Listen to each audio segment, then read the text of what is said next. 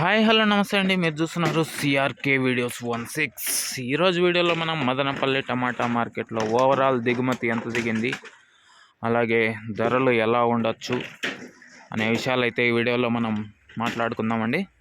అందుకంటే ముందు మన వీడియోకి లైక్ కొట్టుకున్నామంటే లైక్ కొట్టేయండి. కొత్తగా చూసే వాళ్ళు సబ్స్క్రైబ్ చేసుకొని బెల్ బటన్ అయితే ఆన్ చేసి పెట్టుకోండి. ఓకే, ఇంకా మదనపల్లి దిగుమతి ఓవరాల్ దిగుమతి గురించి చెప్పాలంటే నిన్న సాయంత్రం ఏదైతే చెప్పానో ఇంచుమించు అదే విధంగా అయితే ఉందండి. ఏ మార్పులు పెద్దగా కనిపించడం లేదు. ఓకే, పెద్ద స్టాక్ ఏం లేదండి. ఇవాళ అయితే చాలా తక్కువగా ఉంది స్టాక్ అయితే. ఓకే, నిన్నటితో పోలిస్తే సగానికి సగం కూడా లేదేమో అనిపిస్తుంది, అంత తక్కువ అయితే ఉంది. ఇవాళ దిగుమతి అయితే చాలా తక్కువ అండి. ఇంకా ఈరోజు ధరలు ఎలా ఉండొచ్చు అనే ఒక అనాలిసిస్ చెప్పాలంటే నిన్న టాప్ 400 ఒక్క లాట్ మాత్రమే పడింది. మొలకల చెరువులో నిన్న అయితే 320 రూపాయలు అయితే 3-4 లాట్ల వరకు 300 పైన పడ్డాయండి. మొలకల చెరువులో చిన్న బాక్సులు అయినా కూడా.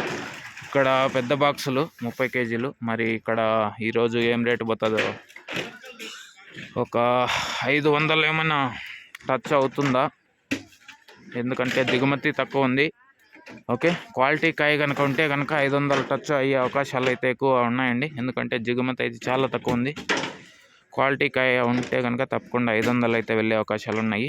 ఓకే, ఇంకా నిన్న క్వశ్చన్ అడిగానండి సాయంత్రం వీడియోలో. మీకు రోజు చూసే వీడియోనే, చూసే క్వశ్చనే అది.